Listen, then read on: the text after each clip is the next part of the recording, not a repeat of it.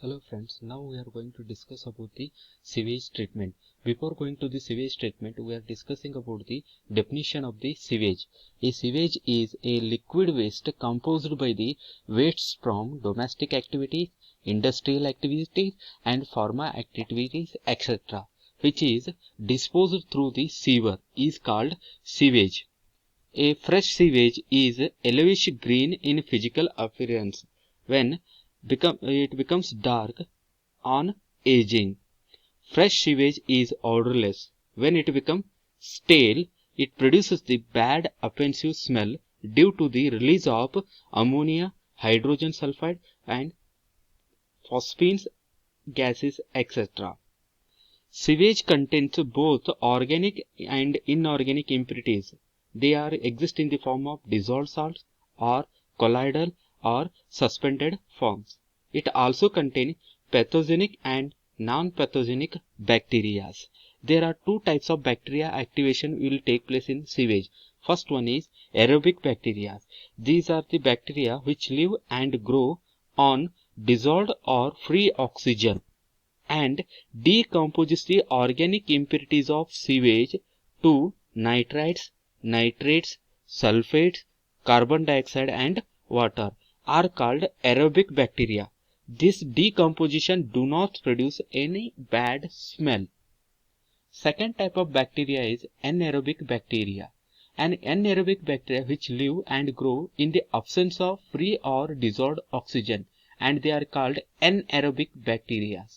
These bacteria start decomposition of sewage when dissolved oxygen content of the sewage falls below a particular limit and produces hydrogen sulfide gas, methane and ammonia gas. This decomposition produces a very bad smell and water is called stale.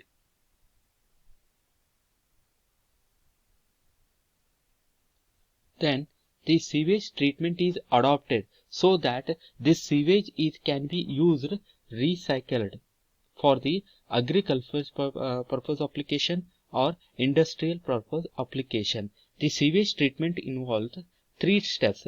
They are primary treatment, secondary treatment and tertiary treatment. Primary treatment involves it is a just physical treatment where it involves screening, sand and grit removal, then removal of oil and grease, sedimentation. First one, screening, where a liquid is passed through the fixed rotating screen to remove the floating material such as suspended particle, where a floating material will be deposited on the rotating screen and outcoming sewage will become from the free from suspended particles. Second one is sand or slit and grit removal, where sand and grit removed by passing through sewage through the grit chamber, and in which velocity of flow of sewage is reduced, being heavier slit and grit particles settle down at the bottom. In the grit chamber, mud, sand and rock mixture will be kept. Through that sewage is passed. Whatever the heavy particles will be there will be settled down in the grit chamber only, and outcoming sewage is free from the heavy particles. Removal of oil and grease. The oil and grease etc. are removed by blowing the compressed air through the sewage water from tank bottom to their, and they are lifted to the surface from in the form of foam, where the compressed air is passed at the bottom of the tank.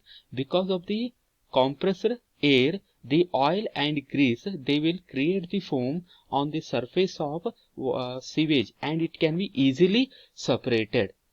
Next one is sedimentation. It removes the fine suspended impurities. This brought about by the plain sedimentation in continuous flow type sedimentation or by sedimentation with coagulation. The coagulant are used are alum, ferrous sulfate, which helps in this easy settlement of fine suspended particle. By the addition of alum and ferrous sulfate, the suspended particles are become heavier and they will settle down and they can easily separated.